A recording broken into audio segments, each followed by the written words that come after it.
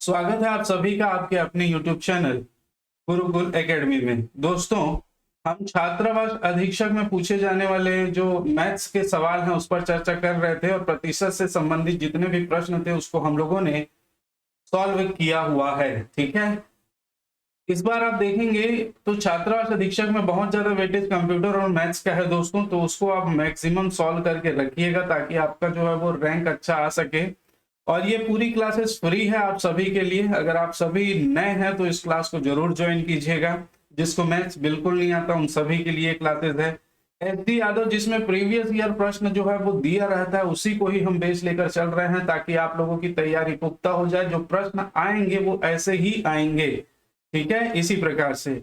और आज हम उसी का अंतिम पार्ट जिसमें परीक्षा में पास फेल वाले जो प्रीवियस ईयर के प्रीवियस क्लास में जो हमने देखा था उसी का तीसरा टाइप है और इसी में हम दोनों विविध प्रश्न लेंगे जो बहुत सारे एग्जाम में पूछे गए हैं। ठीक है, तो ये बिल्कुल बेसिक से एडवांस लेवल तक रहेगा और आप बिल्कुल इसको ज्वाइन कीजिएगा। ठीक है, यहाँ पर देखिए दोस्तों, हम पहला दूसरा तीसरा चौथा क्लास अपलोड कर चुके हैं। अगर आपने नहीं देखा है नीचे डिस्क्रिप्शन बॉक्स में लिंक दिया हुआ है तो आप जाकर देख लीजिएगा। प्लेलिस्ट का लिंक भी डला हुआ है। इसमें हम सभी टाइप के, चाहे आयतन पर आधारित, आय पर आधारित, चुनाव, जनसंख्या वगैरह, प्रतिशत कमी, प्रतिशत वृद्धि पर, क्षेत्रफल पर, आयतन पर, सभी प्रकार के जो है वो प्रश्न कर चुके हैं।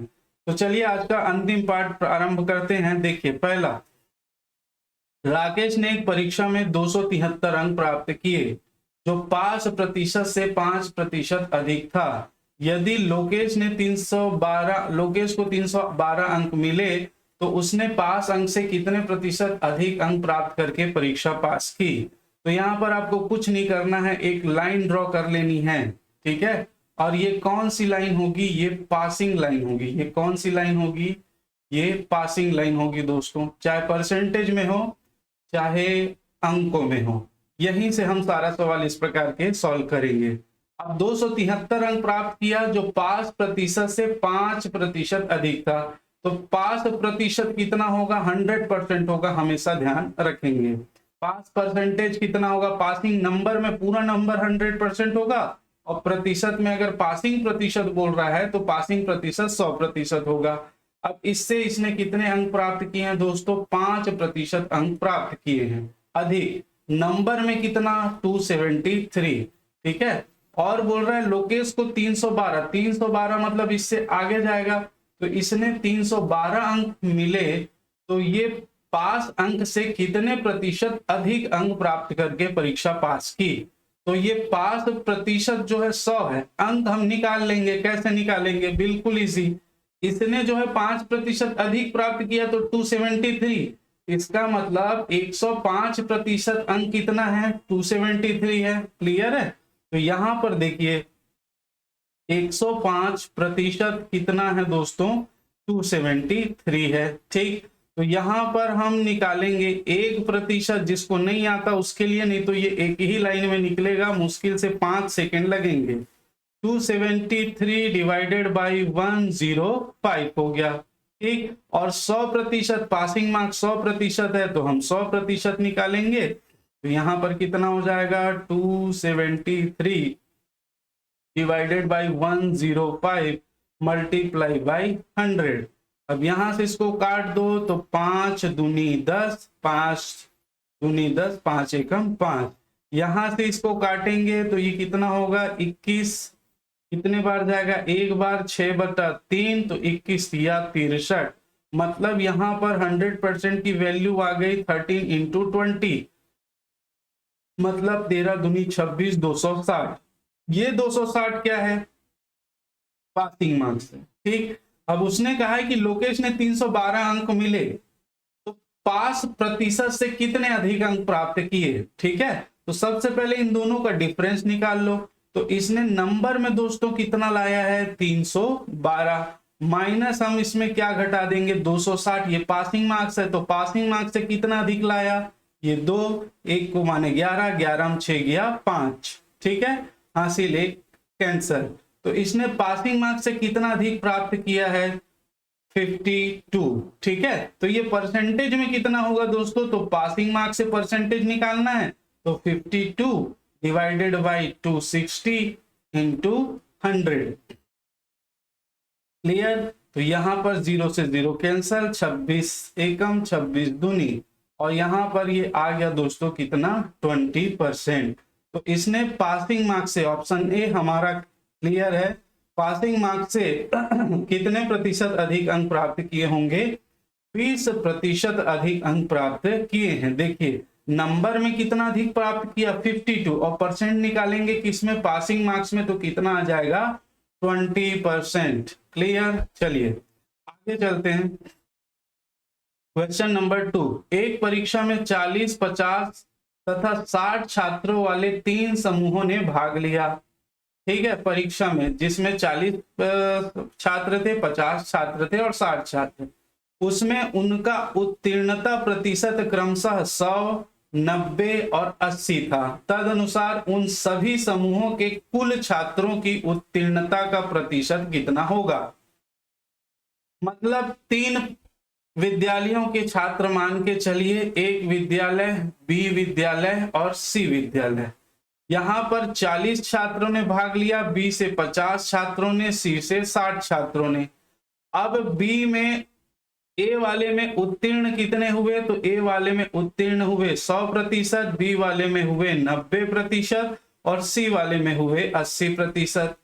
तो 80% छात्र उत्तीर्ण हुए। तो उन सभी समूहों के कुल छात्रों की उत्तीर्णता का प्रतिशत बताइए।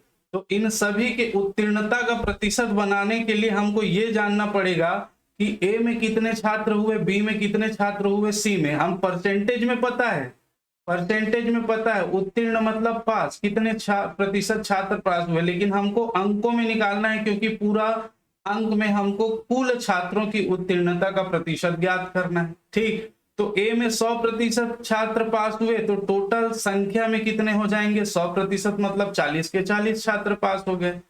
बी में 90%, तो 50 का 90%। देखिए ये निकाल मैं इसलिए रहा हूं ताकि आपको पता चले, यहाँ डायरेक्ट हो जाएगा 9 पंचे 45, तो 45। अगर आपको निकालने आ रहा है तो निकालेंगे कैसे? तो 50 का 90%, प्रतिशत में नीचे, और ये 0 0 कैंसल, और 9 पंचे 45। और अभी तक आपने अगर चारों क्लास देखी होंगी तो ये आराम से बन जाएगा। अब 60 का 80%, 8 छक्के 48, तो 48 लोगों ने पास किया। ठीक, छात्रों ने। अब इन सभी को जोड़ दो तो टोटल कितना पास हो रहा है? तो 8 5 13, 3 हासिल 1, तो 4 और 1 5, 5 4 9, 9 4 13, 133, 133 छात्र पास हुए। और टोटल छात्र कितने थे? तो यहाँ पर 40 और 50 90 और 60 150। टोटल छात्र कितने थे? 150 थे।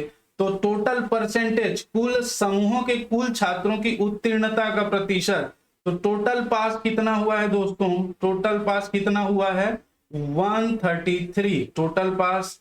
और टोटल छात्रों की संख्या कितनी थी? 150। तो यहां पर हम 100 कर देंगे, और ये 0 से 0 कैंसल, है ना। 5 या 15, 5 दूनी 10, और ये आंसर क्या आ गया? 2 तिया 6, 2 तिया 6 और 2 एकम 2, डिवाइडेड बाई 3। ठीक, तो ये 3 अट्ठे 24, 2 बचा 26, 3 अट्ठे 24 सही 2/3%। ठीक है, कुल पासिंग प्रतिशत जो है ये निकालने के लिए, आपको समझाने के लिए इतना टाइम लगेगा। यदि आप बहुत कैलकुलेशन में स्ट्रांग हो चुके हैं, चारों क्लासों को अपने अध्ययन से देखा है, तो ये बहुत ही जल्दी सॉल्व हो जाएगा। ऑप्शन ए हमारा क्लियर और सही आंसर है। चलिए अगले प्रश्न पर चलते हैं। क्वेश्चन नंबर 3, एक परीक्षा में ए को बी की अपेक्षा 25% अंक अधिक मिले हैं, उसमें बी को सी की अपेक्षा 10% अंक कम मिले हैं, और सी को डी की अपेक्षा 25% अंक अधिक मिले हैं। तदनुसार यदि डी को 500 में से 320 अंक मिले हों तो ए को कितना अंक मिला है? ठीक, तो यहां पर देखिए डी को 500 में से कितना मिला? 320, और सी को डी की अपेक्षा 25% अधिक अंक मिले हैं। यहां पर ये देख लेना, ये सरकमटेंसेस जो हैं वो किसकी ओर इशारा कर रहा है। कोई ना कोई एक यूनिट ऐसा दिया होगा जिस पर सभी के सभी डिपेंड होंगे। कैसे डिपेंड होंगे, तो देखिए यहां पर एक देखिए डी की अपेक्षा ये सी कम है, यहां पर बी को सी की अपेक्षा मिला है, और यहां पर ए को बी की अपेक्षा मिला है। तो किसी न किसी एक वैल्यू पर ये सारी चीजें डिपेंड है। ठीक, तो डी का मान यहां पर दे दिया है, डी का मान कितना दिया है 320। अब यहां पर पूरा यूनिट लगा दीजिए, पूरा जो नियम है लगा दीजिए। तो सी को डी की अपेक्षा कितना मिला है 25% अधिक मिला है। कितना मिला है 25% अधिक, तो ये क्या हो जाएगा 25% अधिक मतलब 125/100 सी को मिला। अब सी को बी को सी की अपेक्षा 10% कम मिला है, तो 10%, ये पूरा टोटल वैल्यू किसका हो गया सी का। अब सी की वैल्यू से 10% कम मिला, तो ये टोटल वैल्यू आ गया बी का। ठीक, ये बी की वैल्यू आ गई। अब ए को बी की अपेक्षा 25% फिर अधिक मिला, तो यहां पर फिर अधिक मिला तो 125 और डिवाइडेड बाई 100। क्लियर है, आया समझ में। ठीक है, तो यहां पर इसकी वैल्यू आप अब निकाल लीजिए। ठीक, डी की वैल्यू से पूरा रिलेट कर लिए, अब ए की वैल्यू को यहां पर हम निकाल लेंगे। ए को बी की अपेक्षा 25% अंक अधिक मिले हैं, तो अब इसको काटेंगे तो वैल्यू आ जाएगी, तो काट दीजिए। कितना कटेगा, तो यहां पर 25 पंचे, यहां 25 चौक, 25 पंचे 25 चौक 100। ठीक है, अब ये 0 से 0 कैंसल, 4 चौक कितना हो गया दोस्तों यहाँ पर 16, और 16 दूनी कितना हो गया यहाँ पर 32। ठीक, अब ये 4 दोनों कट गया, और यहाँ पर 0 से ये 0 कैंसल हो गया। ठीक, 0 से 0 कैंसल, नीचे पूरी यूनिट कट गई है। अब यहाँ 5 दूनी 10, 10 पंचे 50 और 9 पंचे 45। तो टोटल सॉल्व करोगे, देखिए यहाँ पर 5 दूनी 10 हो गया, ठीक है, और यहाँ पर 9 पंचे 45 हो गया, और इसको सॉल्व करेंगे तो कितना आ जाएगा दोस्तों 450। इसका मतलब ए को कितने अंक मिले हैं दोस्तों, तो बी ऑप्शन सही है, ए को कितना अंक मिला है 450। तो इस प्रकार से आप प्रश्न को सॉल्व करेंगे। कोई ना कोई एक ऐसा रहेगा जिस पर सारी चीजें डिपेंड रहेंगी। देखिए नेक्स्ट प्रश्न है, एक कॉलेज में 40% छात्रों को ग्रुप ए दिया गया, शेष के 75% छात्रों को ग्रुप बी दिया गया, और शेष 12% छात्रों को ग्रुप सी दिया गया। ग्रुपों के लिए आवेदन करने वाले छात्रों की संख्या कितनी है। मान लीजिए छात्रों की संख्या x है, तो 40% छात्रों को ग्रुप ए दिया गया, तो बचेगा कितना दोस्तों, 40% को दे दिया गया ए, तो बाकी बचा कितना 60%। ठीक, इसके बाद शेष बचा है, इस शेष का 75% ग्रुप बी को दे दिया गया, तो बचेगा कितना 25%। ठीक, और शेष 12 छात्रों को ग्रुप सी दिया गया, तो शेष जो बचा हुआ है कितना बोल रहा है 12 छात्र। ठीक, तो यहां से अब इसको निकाल लीजिए, तो यहां 0 से 0 कैंसल, 25 एकम 25 चौक 100। अब इसको फिर से इधर ले आइए, तो नीचे की वैल्यू ऊपर मल्टीप्लाई हो जाएगी। आप पक्षांतर का नियम पता होगा आपको, इंटू 4 और डिवाइडेड बाई कितना नीचे आ जाएगा 6, तो 6 एकम 6 दूनी 12, और ये 10 दूनी 20 और 20 चौक 80। तो x की वैल्यू कितनी आ गई दोस्तों 80, और यही हमारा आंसर है ऑप्शन डी। ठीक, तो ग्रुपों के लिए आवेदन करने वाले छात्रों की संख्या जो है वो कितनी है 80 है। देखिए बहुत आराम से चीजें बनेंगी। चलिए नेक्स्ट प्रश्न की ओर चलते हैं। एक परीक्षा में जिसमें पूर्णांक 500 थे, ए को बी की अपेक्षा 10% अंक कम मिले हैं, उसी में बी को सी की अपेक्षा 25% अधिक अंक मिले हैं, और सी को डी की अपेक्षा 20% कम अंक मिले। तदनुसार ए को 60% अंक मिले हैं, तो डी को पूर्णांक के कितने प्रतिशत अंक प्राप्त हुए हैं। तो यहाँ पर डी पर सभी को बिटेन है, डी की अपेक्षा सी को, फिर सी की अपेक्षा बी को, फिर बी की अपेक्षा ए को। तो डी को ही मान के चलिए, और डी को पूर्णांक के कितने प्रतिशत अंक मिले, तो मान लीजिए डी को पूर्णांक के x अंक मिले हैं, ठीक है, प्रतिशत में x अंक मिले हैं। तो यहाँ पर x में अब पूरा कंडीशन लगाइए, x अंक इसको मिले तो d की अपेक्षा c को कितना मिला है, 20% कम। तो 20% कम मतलब 80/100, 20% कम।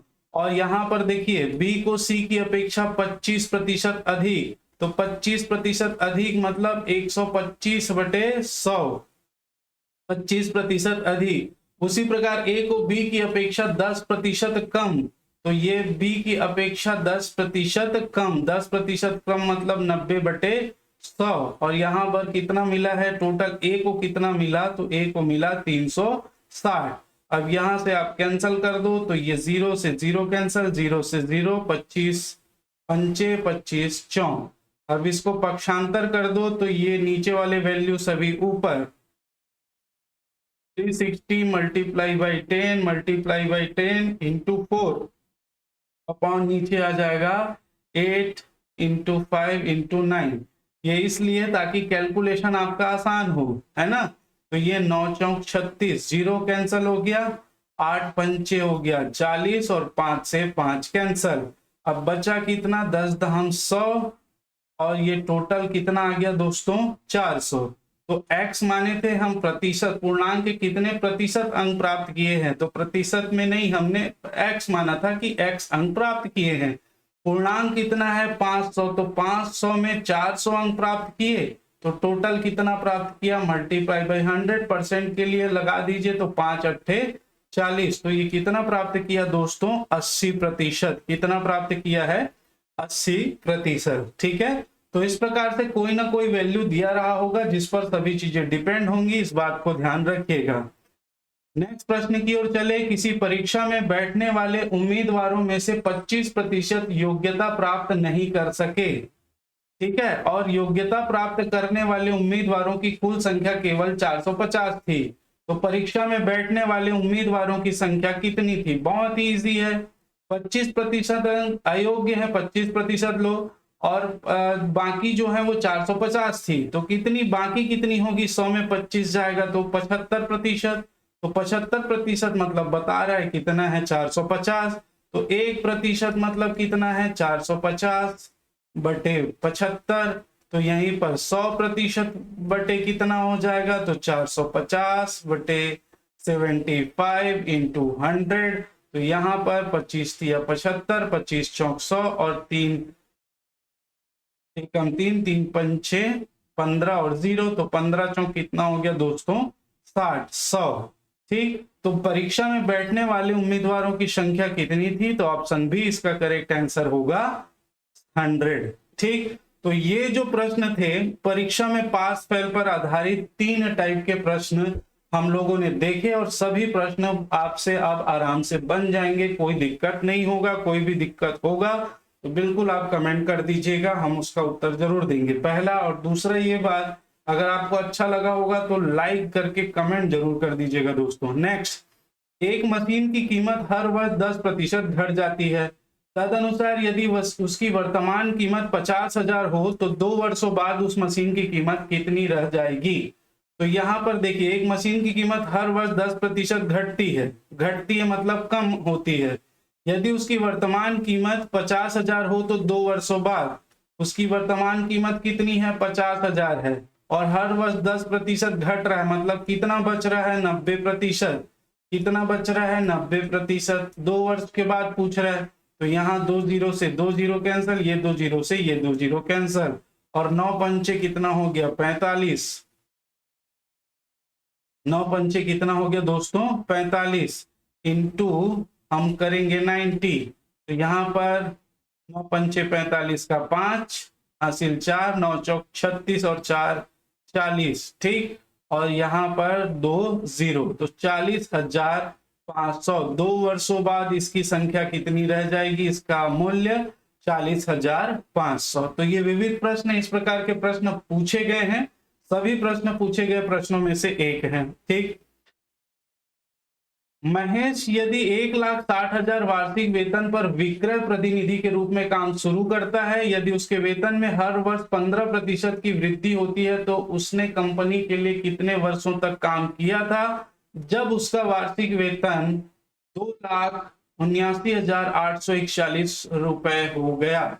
देखिए ये जो प्रश्न है दोस्तों, वो एक प्रकार से चक्रवृद्धि ब्याज जैसा प्रश्न है, और इसके लिए थोड़ा सा आपको डेप्थ नॉलेज रखना, लेकिन आया हुआ था तो थोड़ा सा डेप्थ में इसको नॉलेज रखना जरूरी है। जैसे देखिए महेश ने कितना प्राप्त किया है, 1,60,000 वार्षिक वेतन पर विक्रय प्रतिनिधि सेल्स एग्जीक्यूटिव के रूप में काम शुरू किया था। हर वर्ष 15% बढ़ रहा है, तो आप क्या करेंगे, हर वर्ष 15% बढ़ाते जाएंगे, है ना। तो हर वर्ष कितना करेंगे दोस्तों, हर वर्ष 115/100 ऐसा करके, फिर 115/100 करेंगे, फिर 115/100 करेंगे, और तब तक करेंगे जब तक ये नहीं आ जाता। सिर्फ कैलकुलेटिव प्रश्न है और कुछ नहीं है, है ना। तो इसी को हम क्या करते हैं, चक्रवृद्धि ब्याज में क्या कर देते हैं, इसका मल्टीप्लाई, बार बार मल्टीप्लाई करना है, तो इसका हम क्या लेते हैं, n टाइम या x टाइम ले लीजिए, है ना। वैसे n टाइम लेते हैं, n टाइम, है ना। तो n टाइम मतलब इसको जितनी बार करें तो कितना आ जाना चाहिए, 279,841, तब तक इसको मल्टीप्लाई करना है। ये इसका कहानी, ठीक।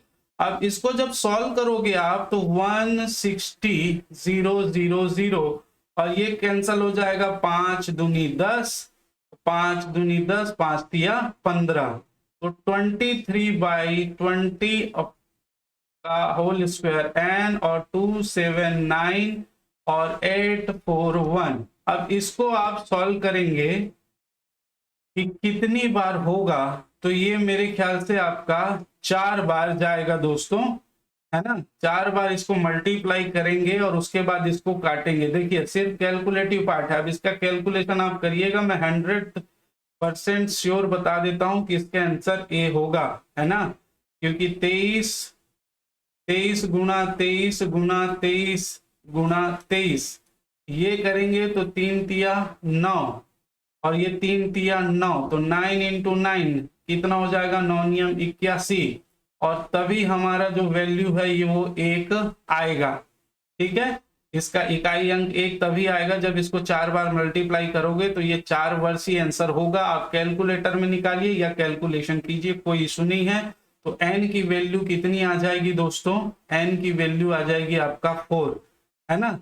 तो इसको कैलकुलेट कर लीजिएगा। वैसे ऐसे टाइप के प्रश्न जो है इसमें नहीं पूछे जाते, क्योंकि चक्रवृद्धि ब्याज इसमें है ही नहीं, परंतु प्रश्न आ गया था इसलिए मैंने थोड़ा सा बता दिया, आप देख लीजिएगा, ठीक। चलिए आगे चलते हैं और नेक्स्ट प्रश्न हम देखते हैं। एक कर्मचारी के भत्ते उसके मूल वेतन के 165% है।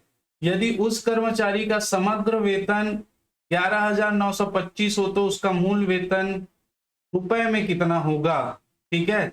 तो उसका समग्र मतलब उसका वेतन और उसका भत्ता मिलाकर कितना बता रहा है, 11,925।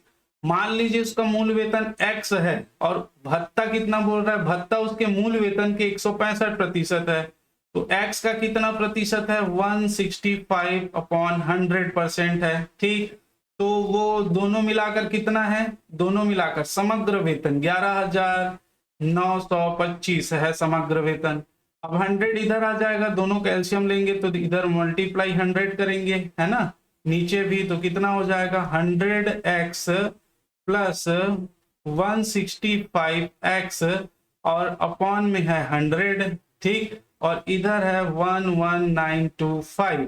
अब उसको आगे सॉल्व करोगे तो दोनों को जोड़ देंगे तो ये 265x हो जाएगा, 100 इधर आएगा तो 11925 इंटू क्या हो जाएगा 100। अब ये वाला 265 को हम इधर ले आएंगे तो ये नीचे में आ जाएगा दोस्तों, है ना, 265, और यहां से ये हट जाएगा तो यहां पर आप कर लीजिए 265, ठीक।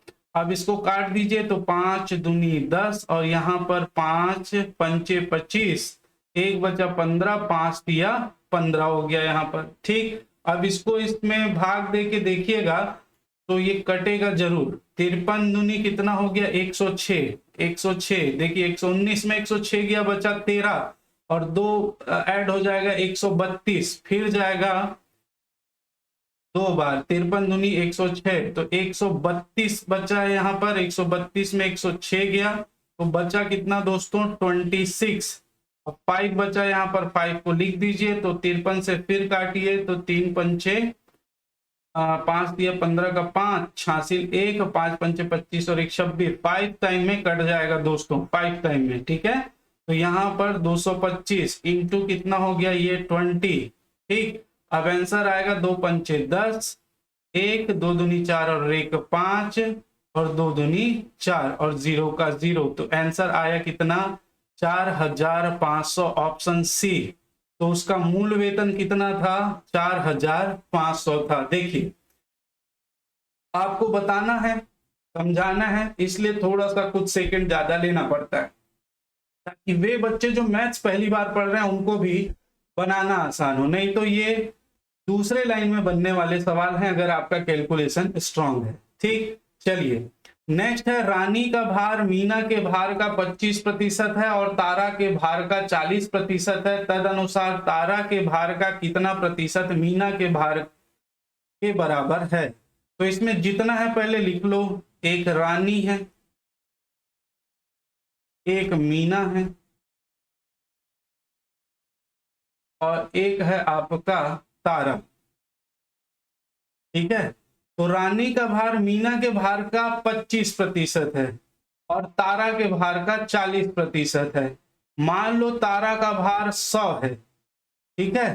तो रानी का भार तारा के भार का कितना है 40% है, मतलब 40 है। इसका 100 है तो 40% कितना 40 है। और मीना के भार का 25% है, ठीक है। तो ये मीना के भार का 25% है, तो मीना का भार जितना भी हो उसका 25% किसका भार है रानी का भार है। और रानी का भार कितना है दोस्तों 40 है। तो यहाँ पर रानी का भार 40 तो मीना का भार 100% होगा। तो 100% की वैल्यू निकाल लो यहाँ पर। तो ये 40 हो गया डिवाइडेड बाई 25 हो गया इंटू 100। अब यहाँ 25 चौक 100। तो यहाँ पर मीना का भार कितना है दोस्तों 160, तो यहाँ 160 लिख दीजिए, ठीक। अब पूछ क्या रहा है तारा के भार का कितना प्रतिशत मीना का भार है। तारा के भार का कितना प्रतिशत मीना का भार है। तो तारा के भार का कितना प्रतिशत 160% मीना का भार है। ऑप्शन ए इसका करेक्ट आंसर होगा। क्लियर है।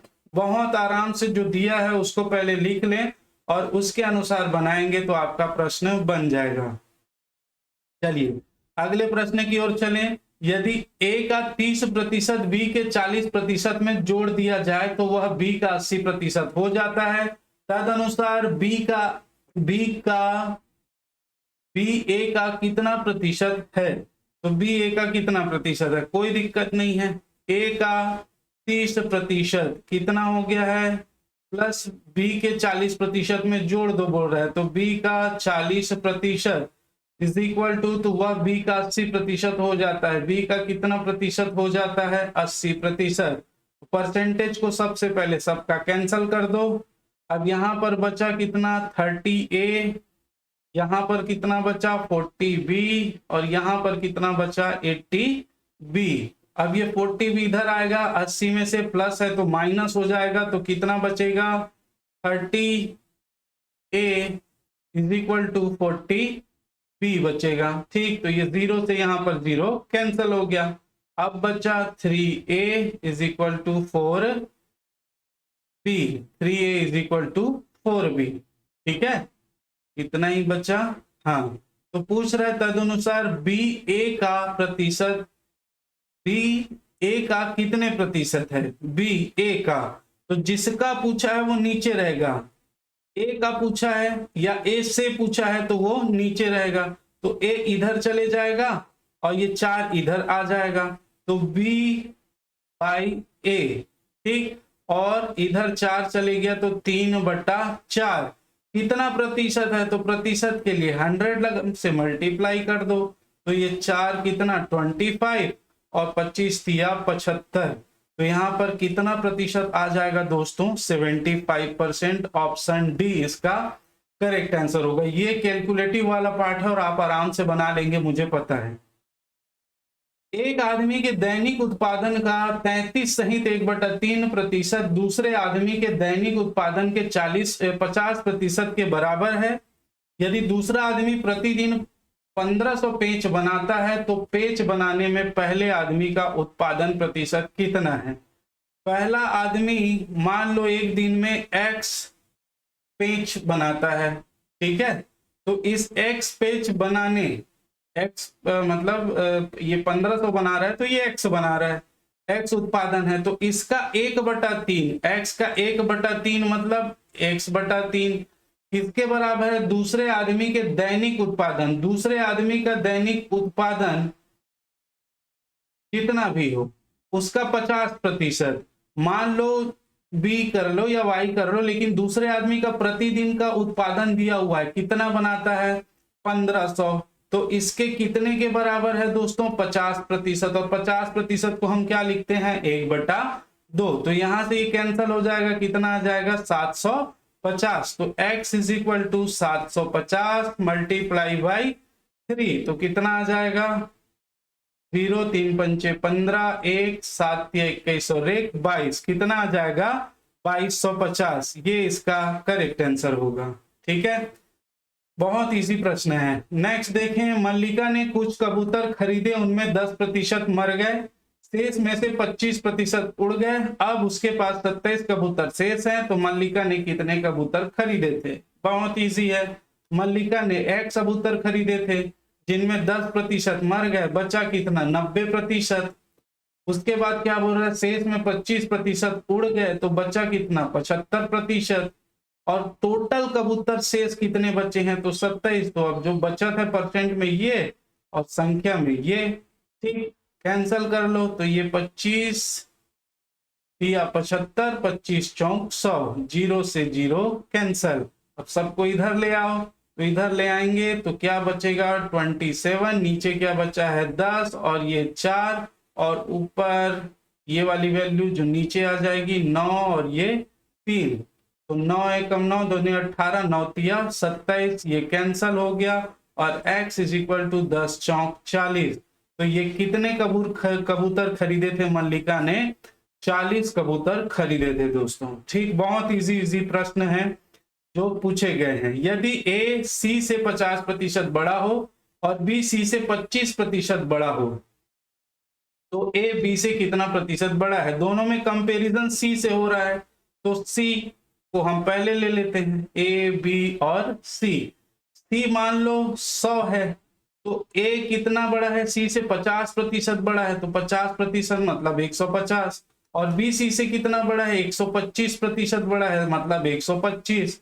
तो a b से कितने प्रतिशत है? अब जिससे पूछा है वो नीचे रहेगा, तो b से पूछ रहा है तो b की वैल्यू कितनी है? 125 है। ठीक, पूछ किसका रहा है? a कितना बड़ा है? संख्या में कितना बड़ा है? 25, तो 25, ये 25, और परसेंटेज में बताना है तो 100।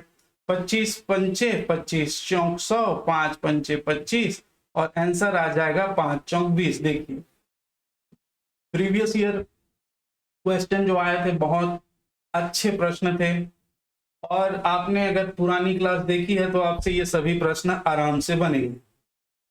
देखिए इस प्रकार का प्रश्न आ जाता है और हम घबरा जाते हैं। जो नॉन मैथ्स बैकग्राउंड वाले हैं, मैं उनकी बात कर रहा हूँ। मैथ्स वाले मैं जानता हूं कि आप मास्टर हैं, आपसे आराम से बन जाएगा। ठीक है, आप चाहे प्रैक्टिस के लिए देख लीजिए या आपकी जैसी इच्छा, परंतु जो मैथ्स नहीं जानते उनके लिए बहुत इंपॉर्टेंट है। देखिए क्या बोल रहा है? P माइनस क्यू का मतलब multiply 50% is equal to P plus Q का मतलब मल्टीप्लाई 30% है। और हमको क्या निकालना है? Q is equal to P का x% है, x% है, तो x की वैल्यू क्या होगी, है ना? तो इसको सॉल्व कीजिए तो ये हो जाएगा, परसेंट से परसेंट तो कट गया, बचा कितना?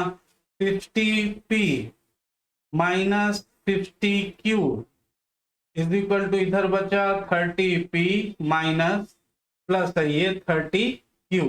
अब माइनस q को एक तरफ ले आए, माइनस है तो इधर ले आएंगे तो ये प्लस हो जाएगा, और 30 को इधर ले आएंगे तो माइनस। तो 50 में 30 गया, बचा कितना 20p, और इधर आएगा प्लस होगा तो 30 में 50 जुड़ जाएगा, कितना बचेगा 80q। ठीक, अब हमको क्या निकालना है, q इज इक्वल टू, तो q को एक तरफ रखिए, q is equal to p, और यहाँ पर p कितना था 20 बाई कितना हो गया ये 80, ये कट जाएगा तो ये कितना बचेगा 1/4, और 1/4 को हम क्या लिख सकते हैं दोस्तों परसेंटेज में। अगर पहली क्लास नहीं देखी है तो आप जाकर देखिए, 25%। 1/4 को हम क्या लिख सकते हैं 25%। भिन्न को हम परसेंटेज में चेंज करेंगे कैसे, 100 को मल्टीप्लाई कर दो, कितना आ जाएगा 25%। तो यहाँ पर पूछा है कि पी क्यू का x% है, तो x की वैल्यू क्या है, तो x की वैल्यू 25। बहुत इजी और बहुत आराम से बनेगा। ठीक, प्रश्न देख के मत घबराइए दोस्तों, आपको बनाने आना चाहिए। x minus Y is equal to 50%, x plus Y का 30% हो तो y का मान x का कितने प्रतिशत है। सेम प्रश्न है, इसको आप अटेम्प्ट कीजिए, सेम प्रश्न है। नेक्स्ट, यदि a का 90%, b का 30% तथा b बराबर a का x%, तो x का मान क्या होगा। ये भी a का 90% तो a का 90% और बराबर है b के 30% के, तो ये कट गया, 0 से 0 कट गया, ये बचा 9a is equal to 9a is equal to 3b है ना। तो b बराबर a का x%, b बराबर निकालना है, b को एक तरफ रखिए और 3 को उधर पक्षांतर कर दीजिए, है ना। तो 9a है तो a इंटू 9, 3 इधर आ गया डिवाइडेड बाय 3, तो ये कितना आ गया 3, और 3 कितना प्रतिशत होगा दोस्तों 3/1 मल्टीप्लाई बाय 100, कितना परसेंट 300%। b बराबर a का 300%, तो a x की वैल्यू क्या है 300। बहुत इजी सेम प्रश्न था।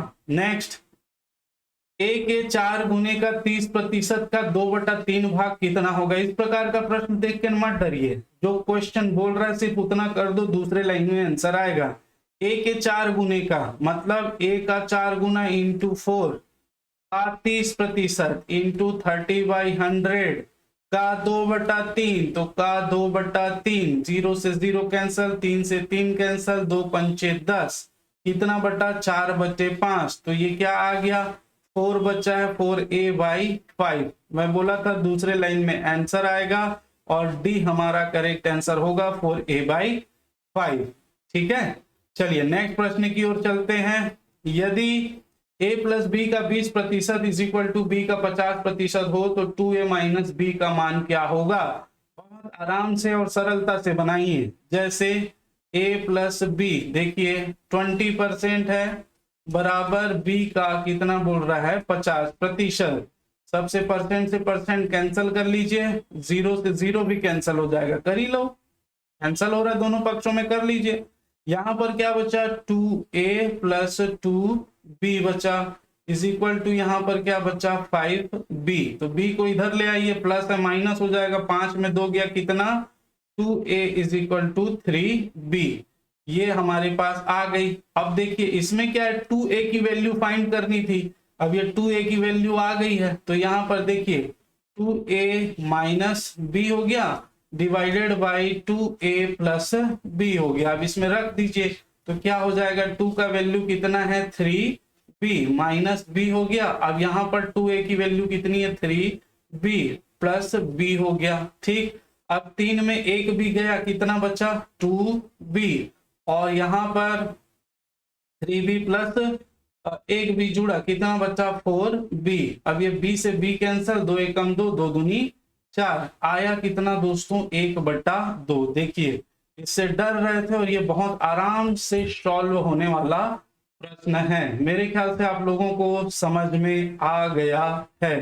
ठीक है, तो ये एक और प्रश्न है दोस्तों, सेम टाइप प्रश्न है, आराम से बनेगा, कोई दिक्कत नहीं है। फिर का वाला और बराबर करके आप बना दीजिएगा, एक लाइन में उत्तर आ जाएगा। ठीक, तो ये रहा दोस्तों हमारा जो पूरा सेशन था, प्रतिशत परसेंटेज समाप्त हो गया है, और हम नेक्स्ट पार्ट में लाभ हानि पर जो है वो सवाल करेंगे।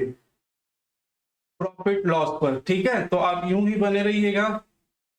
दोस्तों एक ही रिक्वेस्ट है, अगर आपको पसंद आया हो तो बिल्कुल कमेंट करके हमारा उत्साहवर्धन करें, ताकि और भी पूरा सेशन हम आपके लिए free of cost free classes available करवा देंगे। ठीक है दोस्तों, जितना मेरे पास समय बचता है, जितना ऑफलाइन क्लासेस लेने के बाद समय बचता है, मैं चाहता हूं कि आपके साथ जुड़ा रहूं, और कोशिश यही रहती है आपको सारी चीजें जो है वो कहीं इधर उधर भटकने की जरूरत ना पड़े। खासकर ऐसे लोग जो इंटीरियर में रहते हैं, जो दोस्तों ऐसे जगह पर रहते हैं जो क्लासेस नहीं ले सकते या गरीब तबके के हैं, उनके लिए ये विशेष तौर पे क्लासेस चलाई जा रही हैं। तो आपसे अनुरोध है कि आप उन तक जो है ये वीडियो जरूर पहुंचा दें। ठीक है, तो आज के लिए इतना ही दोस्तों, आप सभी का बहुत बहुत धन्यवाद। जय हिंद, जय भारत।